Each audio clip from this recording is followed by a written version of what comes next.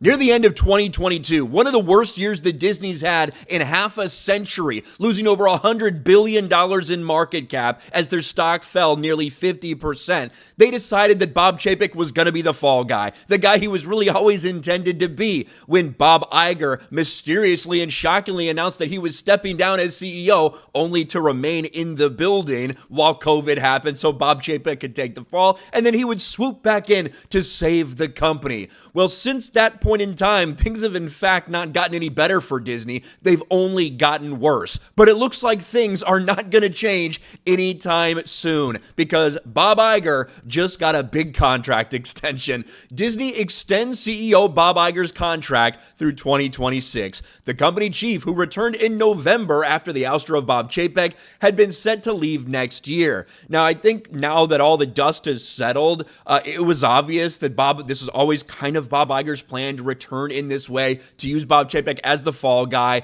blaming all these things that happened during COVID as a reason to get rid of him, when in reality, Disney's core problems stem from all the things that happened under Bob Iger's watch. This is the person who set Disney down the path of agenda and identity politics being more important than entertainment. And all of the flops that we've seen in recent memory, all of these things, the production started for all this stuff under the watch of Bob Iger. And it looks like things aren't going to be any different, at least until the end of 2026.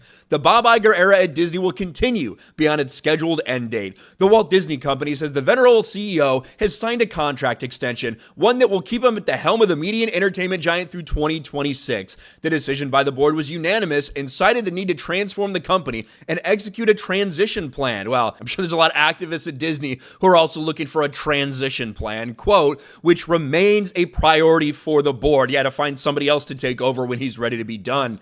Time and time again, Bob has shown an unparalleled ability to successfully transform Disney to drive future growth and financial returns, earning him a reputation as one of the world's best CEOs. Bob Iger's bought a bunch of shit.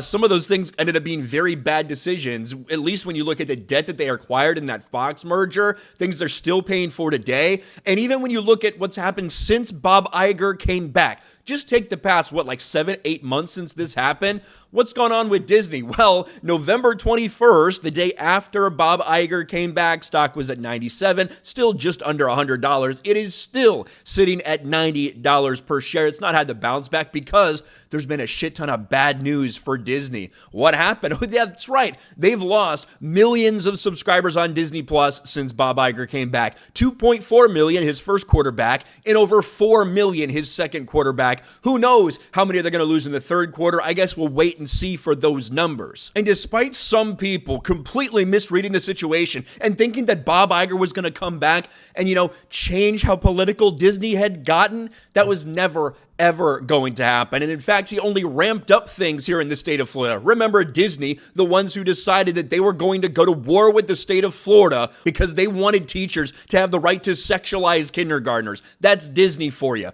All those people, the Reimagine Tomorrow crew, those activists, all these people in power, they got there because of Bob Iger and what he wanted to do to change this company. And he has since doubled and tripled down on this entire idea. Disney CEO Bob Iger doubles down on inclusivity and diversity during the Disney shareholders meeting, saying that he views that what Disney's doing in the fight for trans people and gay rights is as important as what they did during World War II and during the civil rights era.